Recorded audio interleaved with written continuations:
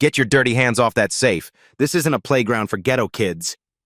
Preston Sterling shoved 12-year-old Dominic Hayes backward. The boy stumbled, caught himself against a desk. 50 executives stood frozen in the Blackwell Technologies atrium. Not one person spoke up. Dominic had been reaching toward the chrome surface, toward the $100 million safe nobody could open. The one holding defense contracts that would expire in 5 hours. The one that would cost 847 people their jobs.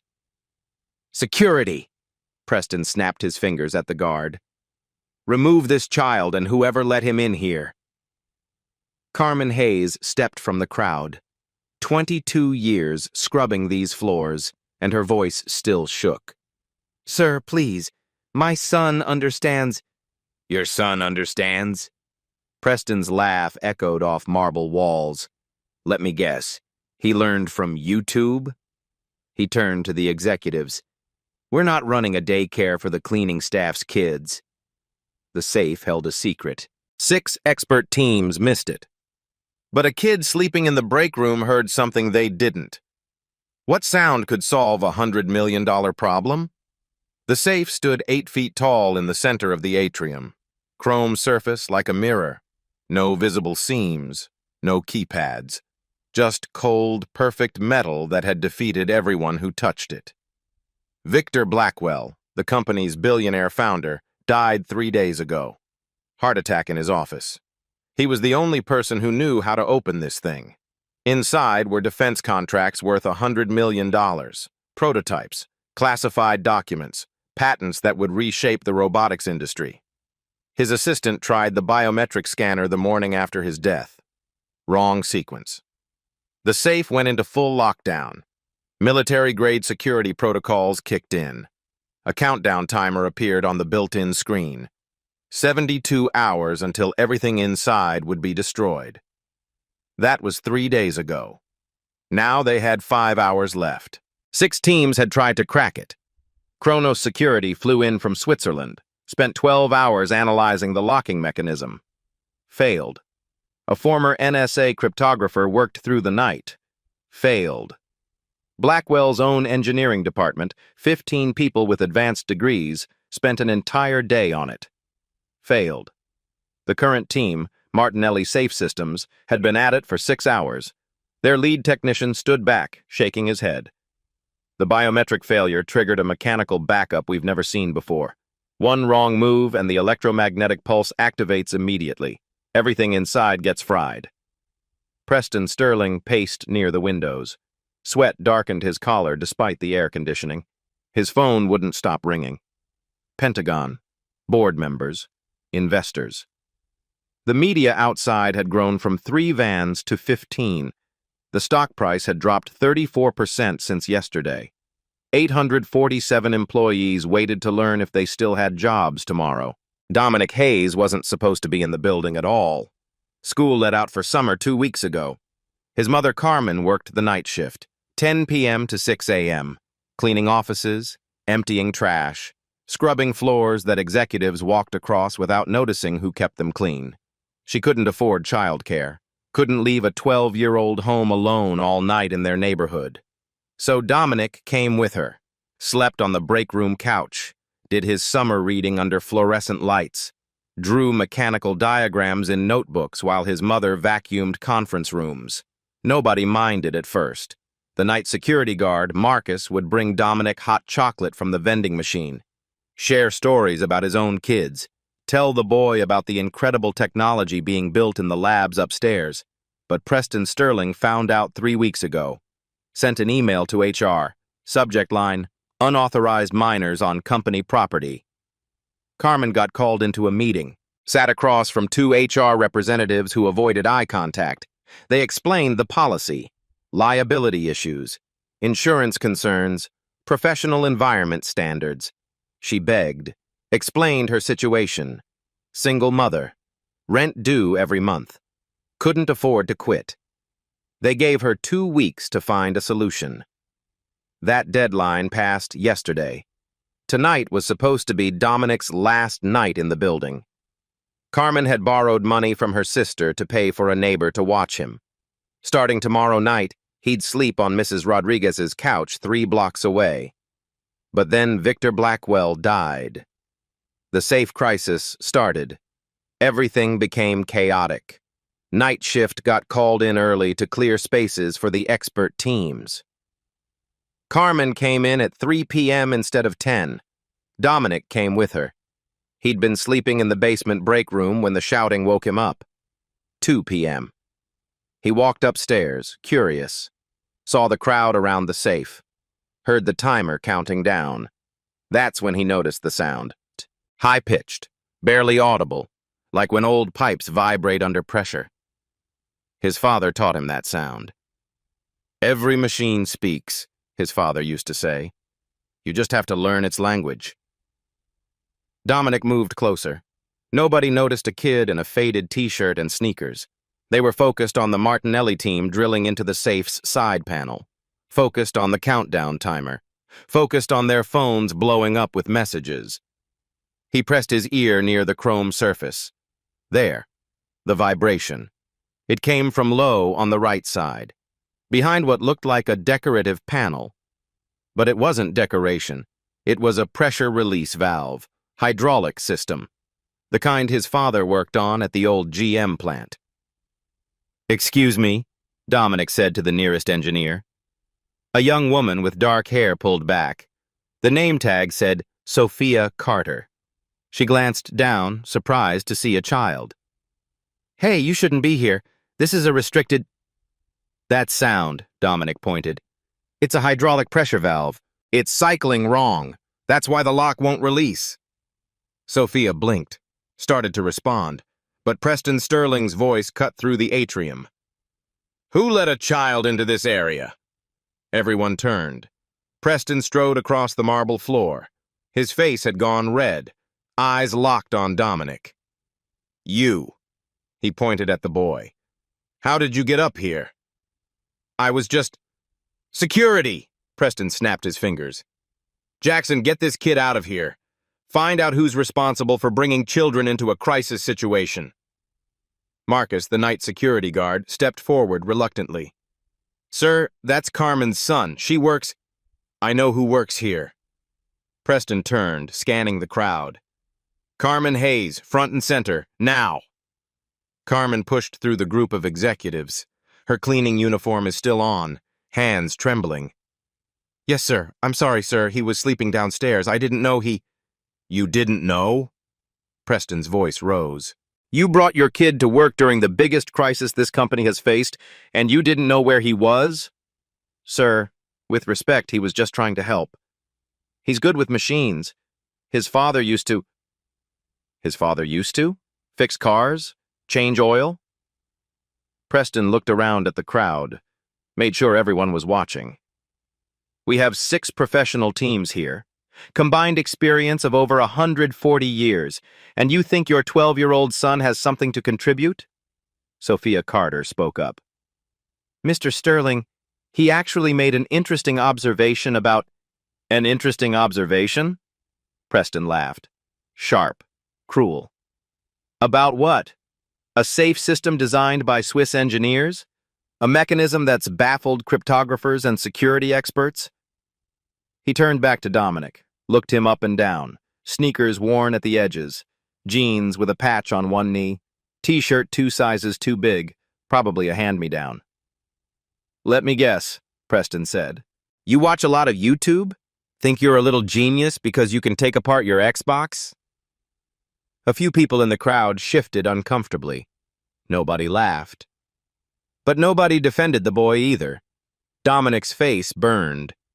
"I was just trying to—" "You were just wasting everyone's time." Preston gestured to Marcus. "Get them both out of here. And Carmen, you and I will have a conversation about appropriate boundaries. Consider this your formal warning." Marcus put a gentle hand on Dominic's shoulder. "Come on, son. Let's go downstairs." Carmen's eyes filled with tears. 22 years with this company. Never late, never complained. Worked holidays when others called in sick. And now this. Written up. Humiliated. Because her son tried to help. They walked toward the elevator. Dominic looked back once, saw the safe standing there, heard that high-pitched vibration that nobody else seemed to notice, saw Sophia Carter watching him go, something like doubt crossing her face. The elevator doors closed. In the atrium, Preston clapped his hands. "All right, back to work. Martinelli, what's your next approach?" The lead technician hesitated. "Sir, about what the kid said. About the hydraulic." "The kid," Preston interrupted, "learned everything he knows from video games and internet videos. We're not making decisions based on a child's guesses. Continue with your protocol." The countdown timer kept ticking. 4 hours and 53 minutes remaining. Preston's phone rang again. Pentagon. He stepped away to answer it. Nobody noticed when Sophia Carter took out her own phone, pulled up a search for Kronos Security Hydraulic Systems, started reading through technical specifications. Nobody saw the doubt spreading through the room, the quiet questions. What if the kid heard something real?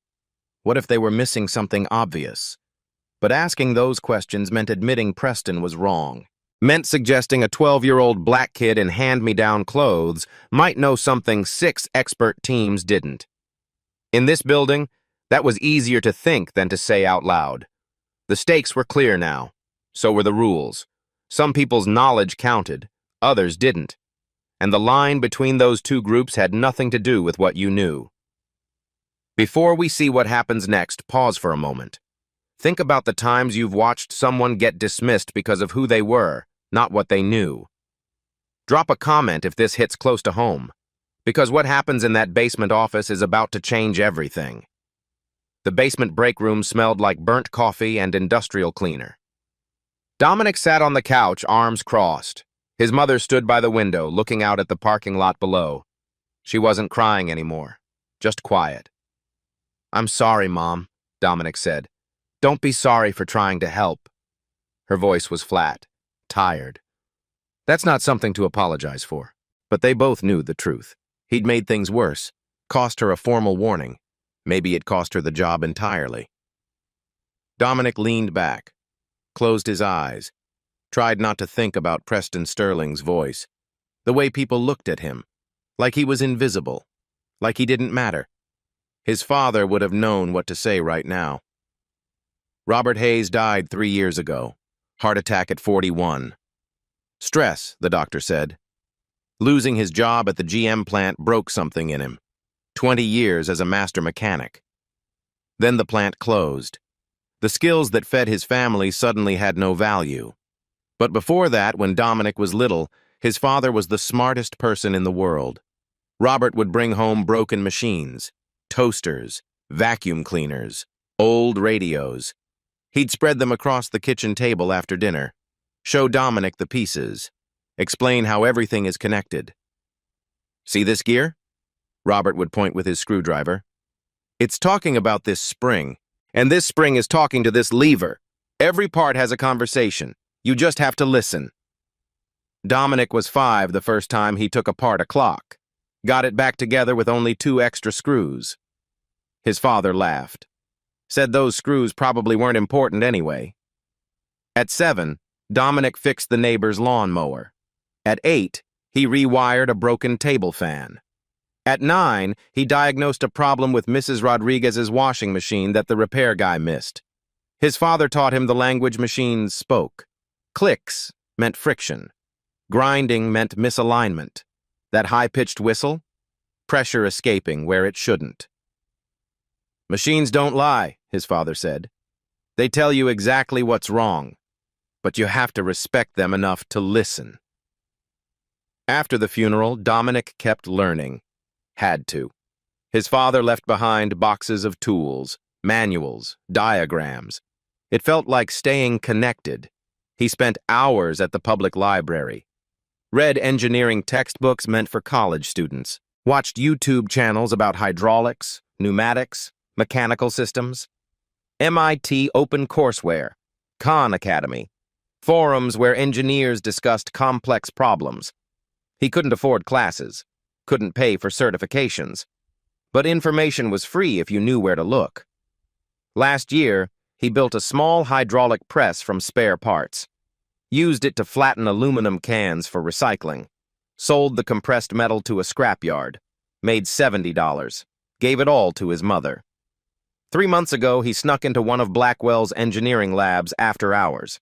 His mother was cleaning nearby. He saw the robotics assembly line through the window, heard something off, a repeating click hiss that didn't match the rhythm it should have. He told his mother. She told her supervisor. The supervisor laughed, said the machines were calibrated by professionals. 2 days later, the assembly line stopped completely.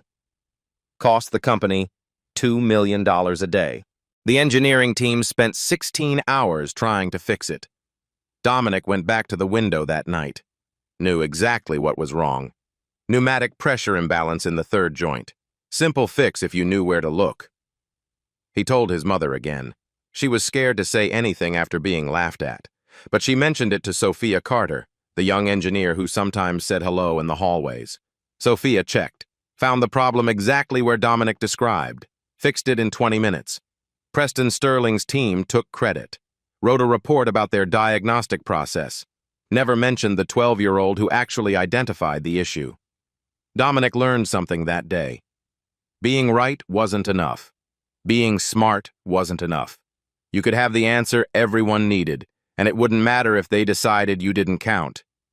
His father used to say, "A machine doesn't care about your degree, it only responds to understanding." Dominic added his own version. People care about degrees. Machines care about truth. Maybe that was the difference. Machines were honest, fair.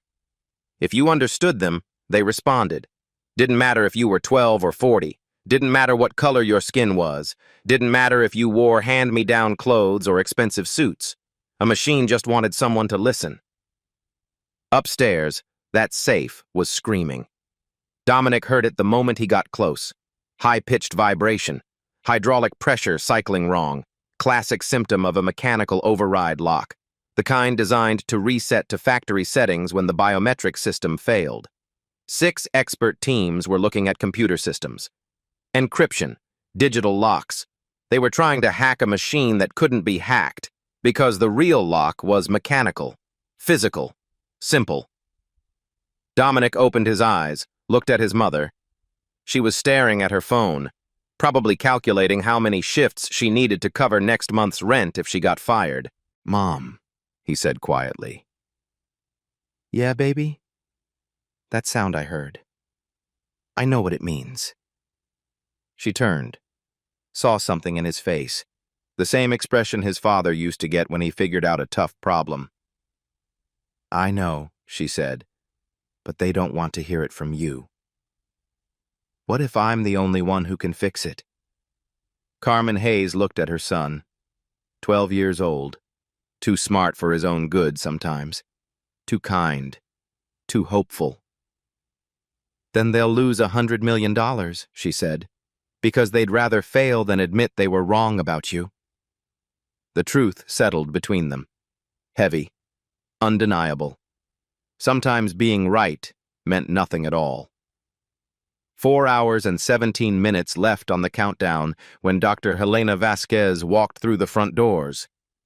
She didn't announce herself, didn't need to. Everyone in the tech security industry knew her face. 30 years building safety systems for governments and Fortune 500 companies. MIT Professor Emeritus. 3 patents that changed how modern safes were designed. She'd consulted on the vault system at the Federal Reserve. Preston Sterling looked up from his phone call, ended it mid-sentence when he saw her crossing the atrium. "Dr. Vasquez?" He extended his hand. "I didn't know you were coming." Victor was a friend. She ignored his hand, walked straight to the safe, stood there for a long moment just looking. "How long has it been in lockdown?" 67 hours? "How many teams have attempted entry?" 6. All professionals, all highly qualified. She circled the safe slowly, ran her fingers along the chrome surface, stopped at the bottom right corner, knelt down, pressed her ear against the metal. The atrium went quiet. Everyone is watching. She stood up, brushed off her pants. This isn't a digital problem. Preston blinked. Excuse me? Your teams have been trying to crack encryption, bypass biometric protocols, hack into computer systems. She tapped the safe with one knuckle. But Victor didn't trust digital security. Too vulnerable. He built mechanical backups into everything. We know about the mechanical components, Preston said. The Martinelli team has been drilling in the wrong place. She pointed to the side panel. That micro-drilling created vibrations. You've likely made the internal locks tighter. Preston's face reddened. With respect, Dr. Vasquez, we've followed industry-standard protocols. Industry-standard protocols work on industry-standard safes. She turned to face him fully. Victor's designs were never standard. This is a hydraulic pressure lock system. You need someone who understands industrial mechanics, fluid dynamics, not just computer security. We have mechanical engineers on staff. Then where are they? Preston hesitated, looked around the room. His own engineering team stood off to the side. They'd been dismissed after their 18-hour failure. Hadn't been invited back. Sophia Carter stepped forward. Young, junior level, but her voice was steady. Dr. Vasquez, there was someone, earlier today. He identified the hydraulic system immediately. Who? A 12-year-old boy. He heard the pressure valve cycling. The room shifted. People glanced at each other. Preston's jaw tightened. That's not, he started. Where is this person now? Dr. Vasquez cut him off. He was removed from the premises, Sophia said carefully, for safety reasons. Dr. Vasquez looked at Preston. Her expression didn't change. You removed someone who correctly diagnosed the problem? He's a child, the janitor's son. He has no credentials, no training, no... Can he hear? Preston stopped. What? Can he hear? Does he have functioning ears? Dr. Vasquez's voice stayed level, calm, but something in it made people stand straighter. Because hydraulic pressure valves make a very specific sound when they're cycling incorrectly. It's a high-frequency vibration. Most people can't hear it.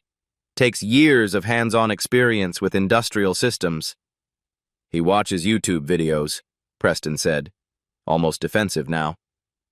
I've taught at MIT for 15 years, published in 17 peer-reviewed journals. Do you know how many students I've had who could diagnose a pressure valve issue by sound alone? She held up 3 fingers. 3 out of thousands. It's not something you learn from textbooks. She turned to Sophia. Where is he now? Basement break room. Bring him back up here. Preston stepped forward. Dr. Vasquez, with all due respect, I can't allow... Mr. Sterling. She turned to face him fully. In 4 hours and 9 minutes, the electromagnetic pulse in that safe will activate. Everything inside will be destroyed. 847 people will lose their jobs. The Department of Defense will blacklist this company. Your stock price will collapse completely. She gestured at the safe. You have no other options. Your teams have failed. You're out of time. And you're telling me you won't even listen to someone who correctly identified what everyone else missed? He's 12 years old. So? The word hung in the air. Simple. Direct. Preston looked around the room, saw executives watching, saw the Martinelli team packing up their equipment, ready to leave, saw the countdown timer, saw his entire career hanging on what happened in the next 4 hours. Fine. His voice was tight. But I want everyone to see this. I want it documented. He pulled out his phone, sent a message to the entire company. All available staff to the main atrium, immediately. Within 10 minutes, the space filled. Engineers, accountants, HR staff, marketing team, people from every department. Some had been sent home earlier. Came back when they got the message. Over 400 people crowded around the safe. News vans outside pressed against the windows. Cameras rolling. Preston stood on a chair so everyone could see him. His voice carried across the atrium. We're about to witness something educational. Dr. Helena Vasquez has suggested we consult with a 12-year-old child about our security crisis. Some nervous laughter. Uncomfortable shifting. I've agreed, Preston continued, because I believe in transparency. When this doesn't work, I want everyone to understand why we have professional protocols. Why do we have standards? Why don't we make critical decisions based on guesses from untrained sources? Dr. Vasquez stood with her arms crossed, said nothing. Preston gestured to Marcus. Bring the boy up. 2 minutes later, Dominic Hayes walked into the atrium. His mother was beside him, both of them looking small in that massive space. 400 pairs of eyes locked on them. Dominic's hands shook. He shoved them in his pockets. Preston pointed at the safe. You have 30 minutes. Dr. Vasquez believes you can diagnose what 6 professional teams couldn't. Prove it. Explain exactly what you hear and what it means. He turned to the crowd. When he can't, we'll return to actual experts. But at least we'll have tried everything, even the absurd options. Dr. Vasquez leaned down to Dominic's level, spoke quietly. Ignore him. Just tell me what you hear. That's all. Dominic looked at his mother. Carmen nodded. Her eyes were wet, but her face was set. Do what your father taught you. He walked to the safe. The crowd parted. Gave him space, but stayed close enough to watch. Everyone wanted to see the kid fail. Wanted to go home tonight with a story about the time management wasted crisis hours on a child's fantasy. Dominic knelt beside the safe, pressed his ear against the chrome surface at the bottom right corner, closed his eyes. There. That sound. Like his father's old air compressor when the release valve stuck. High-pitched, rhythmic, wrong. He opened his eyes, looked up at Dr. Vasquez. It's hydraulic, he said. His voice is small in that huge space. 3 cylinders. They're locked in a triangle formation, but they're cycling out of sync. Preston's laugh cut through the room. Out of sync. Everyone hear that? The safe cylinders are out of sync. Some people smiled. A few looked at their phones, already bored. But Dr. Vasquez knelt down beside Dominic. Show me where you hear each one. He pointed. Bottom right, left side, top center. She pulled out a small acoustic sensor, pressed it to each location, watched the readings on her tablet. Her expression changed. He's exactly right. She stood up, held the tablet so the Martinelli team could see. 3 hydraulic cylinders. Pressure readings are off by 0.03 psi. They're cycling but not in sequence. The room went quiet. Preston's smile faded. That could be a coincidence. It's not. Dr. Vasquez looked at Dominic. Tell me what happens when hydraulic cylinders cycle out of sequence in a pressure lock system. Dominic's voice got steadier. They lock tighter. Each cycle makes it worse, like a Chinese finger trap. The more you pull, the tighter it gets. And the Martinelli team's drilling made vibrations, made the cycling worse. Dr. Vasquez turned to Preston. Victor designed this safe with a mechanical reset protocol. It requires someone to manually balance the pressure in all 3 cylinders, simultaneously, to the exact PSI that existed when the safe was first installed. That's impossible without specialized equipment, Preston said. Not if you understand physics. She looked at Dominic. Can you do it? Every eye in the atrium turned to a 12-year-old boy in worn sneakers. The countdown timer showed 3 hours and 51 minutes. Dominic looked at the 400 people staring at him, looked at Preston Sterling's face, already set in a smirk, looked at his mother standing at the edge of the crowd. I need some tools, he said quietly. What kind of tools? Dr. Vasquez asked. My backpack from the break room, and 3 empty water bottles. Preston laughed. Water bottles, everyone hear that? He needs water bottles to open a $100 million safe. People in the crowd smiled. This was going exactly where Preston predicted. Marcus brought the backpack. Another guard brought 3 plastic bottles from the vending machine. Dominic knelt and pulled out a small toolkit. Adjustable wrench, screwdrivers, rubber tubing, a basic pressure gauge his father gave him. Preston turned to the crowd. Ladies and gentlemen, witness advanced engineering. Dollar store tools and plastic bottles. More laughter. People were relaxing. This would be over soon. Dr. Vasquez watched Dominic's hands, watched how he checked each tool, how he measured the tubing against the safe. "Tell me your process," she said, "step by step." Dominic took a breath. The safe locked when the biometric system failed. That triggered a mechanical backup. 3 hydraulic cylinders hold the main bolts. "We know that," Preston said. "What we don't know is how to release them."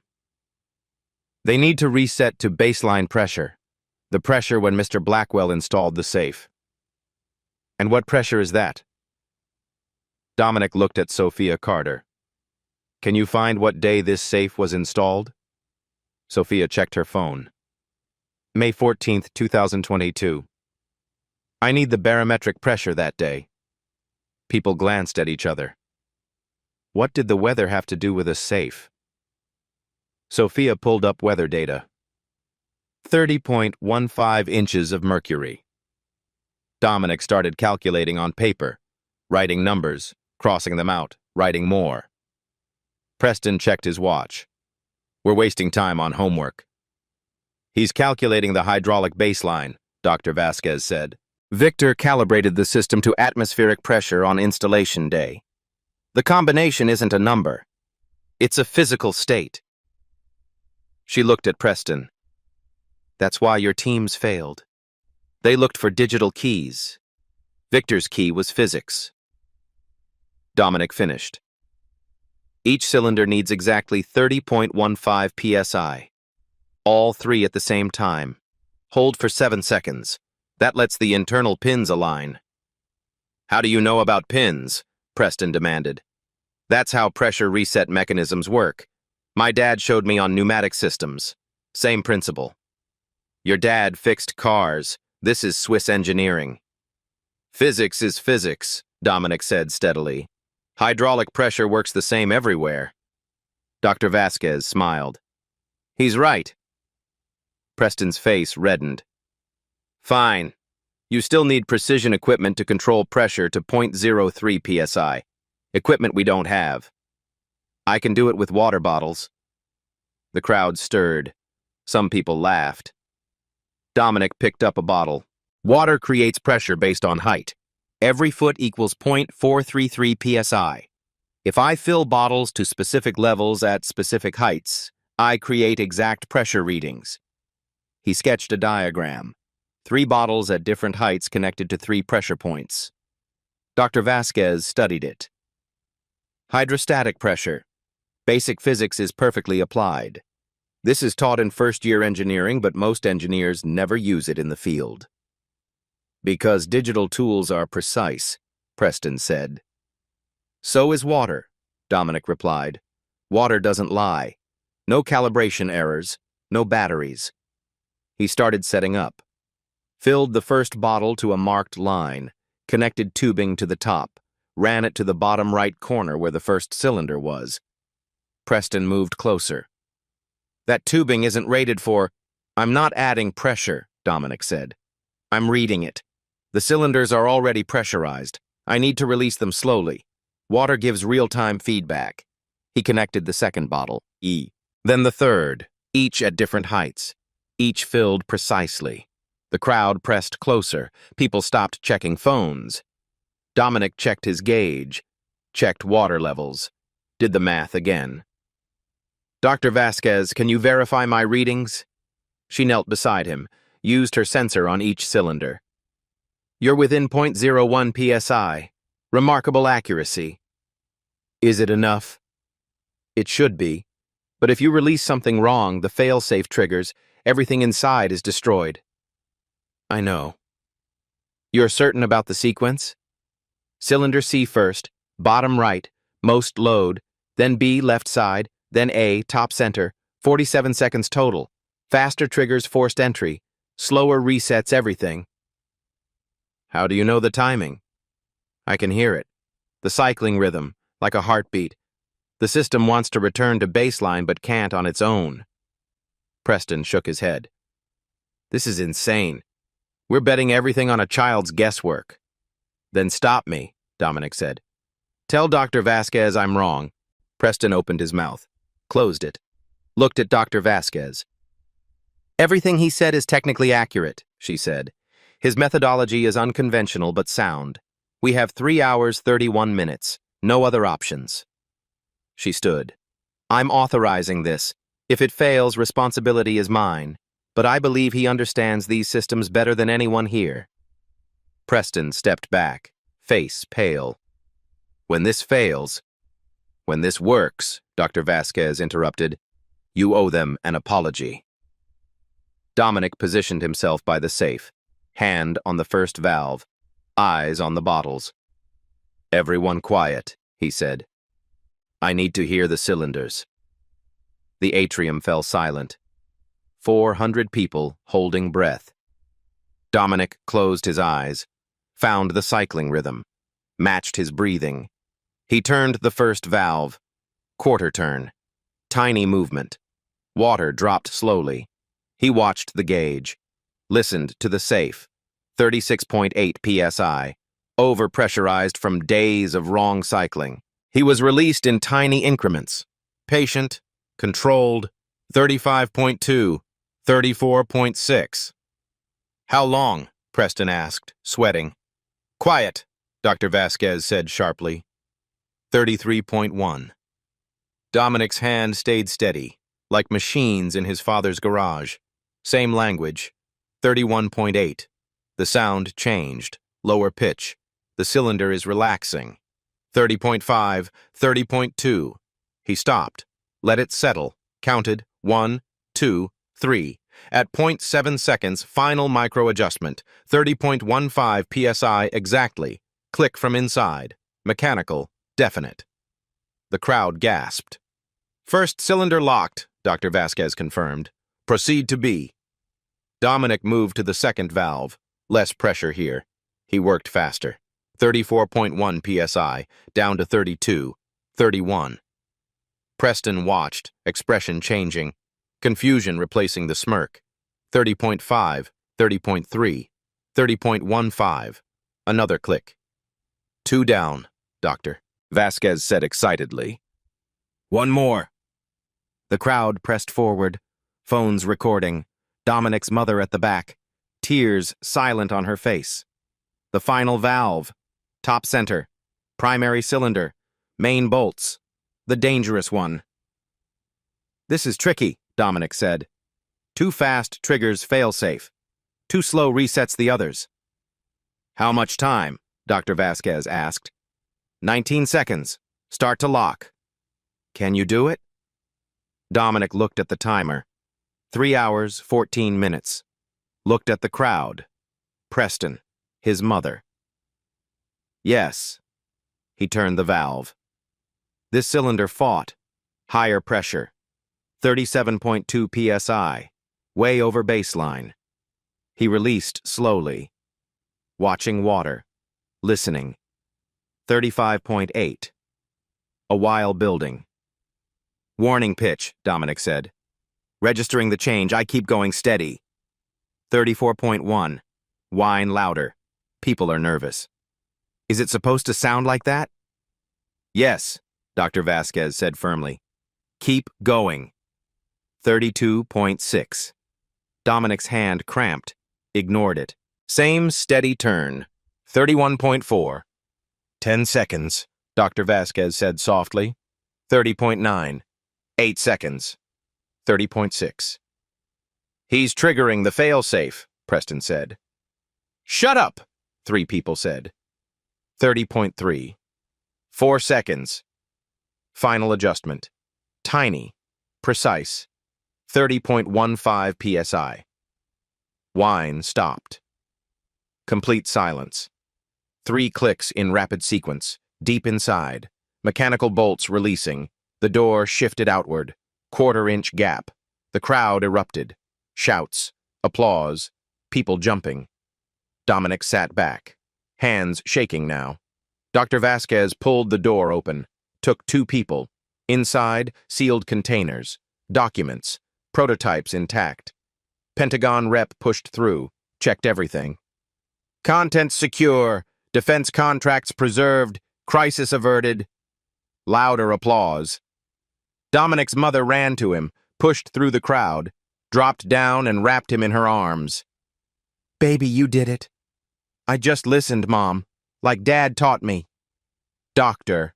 Vasquez looked at Preston. He stood frozen, face white. She spoke loud enough for everyone. "Mr. Sterling, I believe you have something to say to this child and his mother." Preston's mouth opened. No sound.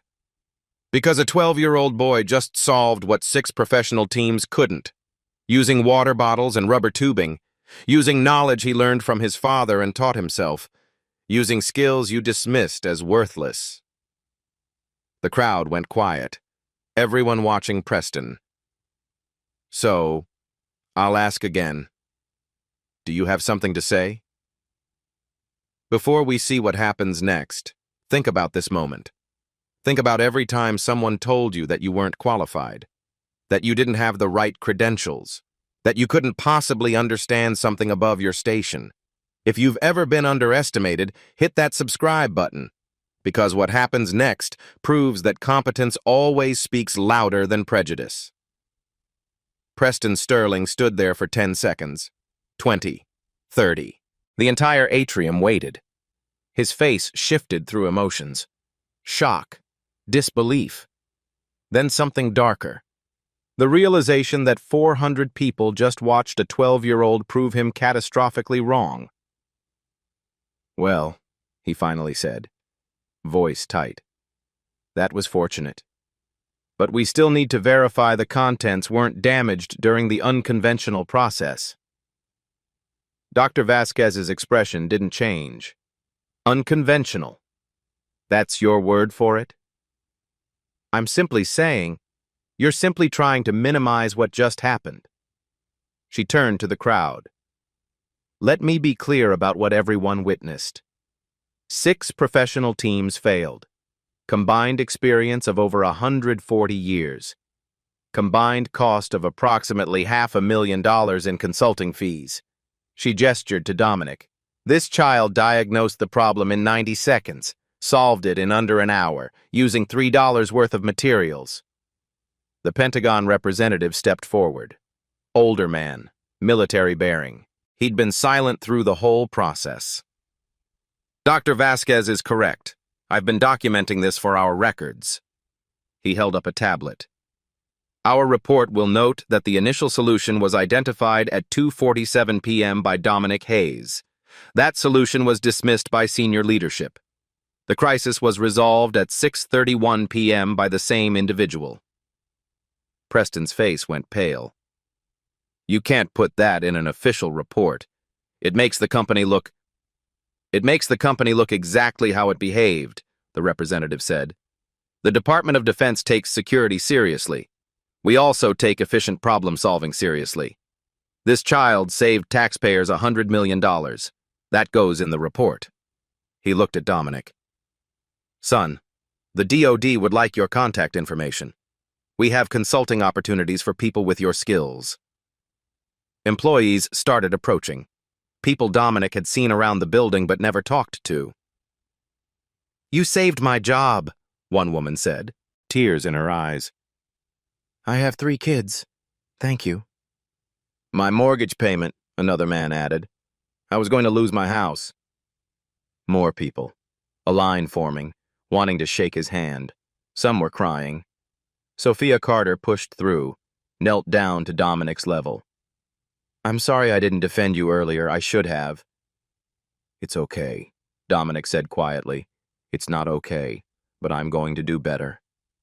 She stood, looked at Preston. "We all are." Dr. Vasquez pulled out her phone, made a call on the speaker. Kronos Security, this is Helena Vasquez. We just opened your Model X7 safe using the mechanical override protocol. A voice came through, accented, Swiss. Excellent news. Which of our technicians figured out the pressure sequencing? None of yours. A 12-year-old boy, self-taught.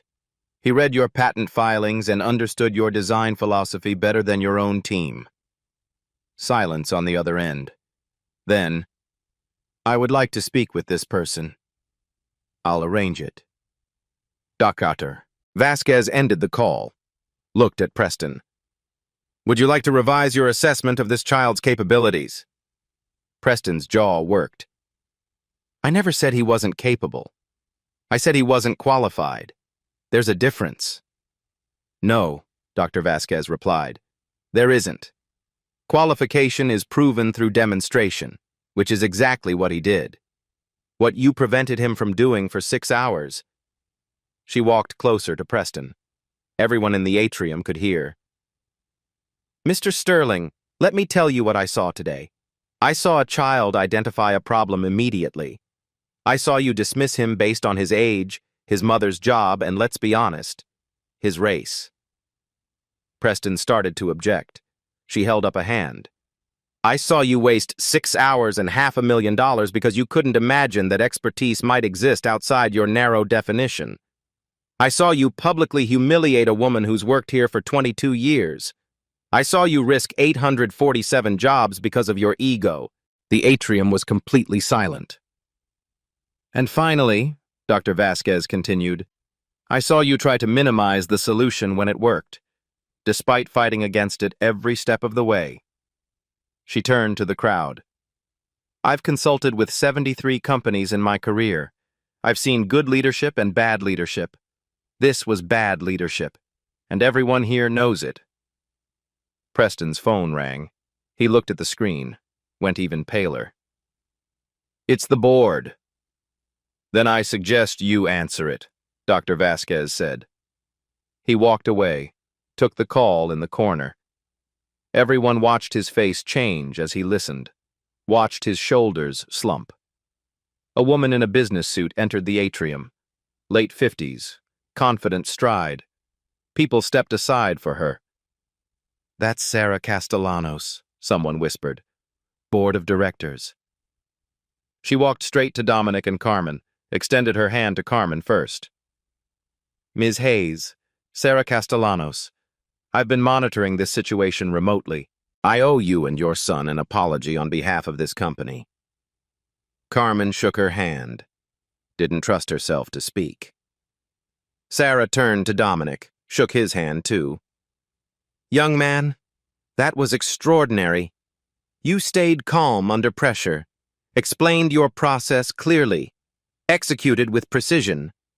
Those are qualities we value. She pulled out a business card, handed it to Carmen. Please don't leave the building. We need to discuss your family's future here. Both of your futures. She looked at Preston, still on his phone in the corner. Mr. Sterling, my office, immediately after your call. Preston nodded, looked like he might be sick. Dr. Vasquez put her hand on Dominic's shoulder. How do you feel? Dominic thought about it. Tired. She laughed. I imagine so. You just did something remarkable. I just listened to the machine, Dominic said. That's what my dad taught me. Your father taught you well. She looked at Carmen. You raised a brilliant son, Ms. Hayes. Carmen finally found her voice. He raised himself mostly. I just tried to keep him safe. You did more than that, Dr. Vasquez said. You gave him values, integrity, perseverance. Those matter more than any technical skill. The crowd dispersed, back to their jobs. The crisis was over. But everyone knew something had shifted, something fundamental about how this company saw talent. Dominic sat on the floor beside the safe. His 3 water bottles are still connected. His father's old pressure gauge beside him. $3 of materials that saved $100 million. Someone took a photo. Within an hour, it would be everywhere. But right now, in this moment, Dominic just wanted to go home. 2 hours later, Dominic and Carmen sat in Sarah Castellanos' office, 20th floor, windows overlooking the city. Sarah sat across from them. Dr. Vasquez was there too. So was the head of HR. "First," Sarah said, "what happened today was disgraceful, Ms. Hayes. You and your son have my personal apology and the board's official apology." She slid a document across the desk. "This letter goes in your personnel file. It states that today's events were not your fault, that your son saved this company, that any warnings issued by Mr. Sterling are voided." Carmen picked up the letter. Her hands shook. "Second, we're making immediate changes. Ms. Hayes, you've worked here 22 years. Night shift janitorial, passed over for promotion 4 times. We reviewed those decisions. They were unjustified." Carmen's eyes filled with tears. "Effective immediately, you're promoted to Facilities Operations Supervisor. 68,000 annual salary, day shift, full benefits, plus back pay for the 4 promotions you deserved. $47,000. Carmen covered her mouth, couldn't speak. Sarah turned to Dominic. "Young man, the board authorized a scholarship fund, $500,000. It covers high school, college, graduate school, whatever path you choose." Dominic stared. "Dr. Vasquez agreed to mentor you personally. Kronos Security offered a summer internship when you turned 16, paid position. And MIT wants to talk about your future." Dr. Vasquez smiled. "I showed them what you did today. They're very interested." Sarah continued. "The Department of Defense wants to contract with you for security consultations. Not now, obviously, but when you're older." She pulled out another document. "This is a consulting agreement. Any future work you do here will be properly credited and compensated. Your mother co-signed since you're a minor." Dominic looked at his mother. She was crying. "Why?" he asked quietly. "Why all this?" Sarah leaned forward. "Because you saved 847 jobs. Because you showed more integrity than people with decades of experience. Because this company failed to recognize talent. That changes now." She stood, extended her hand. "Welcome to Blackwell Technologies, Mr. Hayes. Not as a visitor, as a valued member." Dominic shook her hand. His mother pulled him close. "Your father would be so proud." In the atrium below, workers mounted Dominic's water bottle system on a display stand. Someone created a plaque. It would read, "Innovation doesn't require permission. It requires understanding." Dominic Hayes, age 12. The impossible had become possible. The dismissal had become essential. The invisible had become unforgettable. And in 22 years of cleaning these floors, Carmen Hayes had never felt more seen. Preston Sterling's office was empty by morning. The board worked through the night, reviewed 5 years of his personnel decisions. What they found wasn't surprising to anyone who'd been paying attention. 47 positions filled in his department over 5 years. 43 went to white candidates from prestigious universities. 4 diversity hires, all placed in the lowest positions despite their qualifications. They found emails, phrases like cultural fit and team dynamics used to reject qualified candidates of color. Found documentation of Carmen's 4 promotion requests, each denied with vague reasons. Not ready for leadership. Needs more experience. 22 years wasn't enough experience, apparently. They found the robotics line incident from 3 months ago. Dominic had identified the problem. Sophia Carter confirmed it. Preston's team took credit in their quarterly report. Cost savings attributed to his leadership. They found 12 formal complaints about dismissive treatment. 8 specifically mentioned racial comments. Patterns of help and charity case language when referring to black employees. The board's decision was unanimous. Termination for cause. Effective immediately. No severance package. No recommendations. His unvested stock options, worth $340,000, were forfeited. Preston tried to fight it. Called his lawyer. Threatened to sue for wrongful termination. The company released their documentation. 5 years of patterns. Video footage from today. Audio recordings of his comments about Dominic and Carmen. His lawyer advised him to take the severance offer if they reconsidered. They didn't reconsider.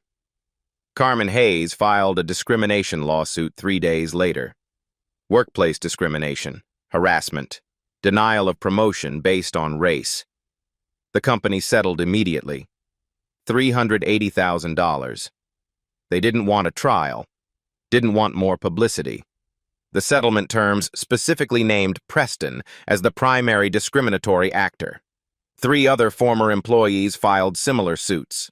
Preston was named personally in each. His personal liability insurance didn't cover discrimination claims. His legal bills mounted. The media picked up the story fast. Tech VP's bias nearly costs company $100 billion, ran in the Wall Street Journal. The video of Preston dismissing Dominic went viral. 4.7 million views in 2 days. His "get this kid out of here" quote became a meme. Used in corporate training videos as an example of workplace bias. His face became synonymous with discrimination. LinkedIn is filled with comments. Former colleagues distancing themselves. I always knew something was off about his management style. People rewriting their own memories to avoid association. MIT Alumni Association requested his resignation from their advisory board. He complied quietly. Tech industry peers stopped returning calls. His name on a resume became a liability. Major companies had informal blacklists. Preston was on all of them. He found work eventually. Small consulting firm. 50% pay cut. No direct reports. No authority over hiring. His wife filed for divorce 2 months later. Cited irreconcilable differences in the papers. Told friends she couldn't handle the embarrassment. Couldn't look at him the same way after seeing that video. Preston tried to rehabilitate his image. Posted on LinkedIn about learning experiences and personal growth. The comments tore him apart. He deleted the post within hours. He was required to attend bias training as part of the legal settlements, sat in a room with a diversity consultant, listened to lectures about unconscious prejudice, signed certificates of completion. Whether he learned anything, nobody knew. Whether he changed, nobody cared. The damage was done. Dr. Vasquez gave a keynote speech at a tech conference 6 months later. Preston Sterling lost his career not because he made one mistake, but because he made the same mistake for 5 years. He had power and used it to diminish others. That always catches up eventually. She paused. Let that sink in. Bias isn't just wrong morally, it's expensive. To companies, to innovation, and ultimately, to those who practice it. The audience gave her a standing ovation. Back in Detroit, Dominic Hayes started 8th grade. Some kids recognized him from the viral video, asked for his autograph. He just wanted to talk about machines.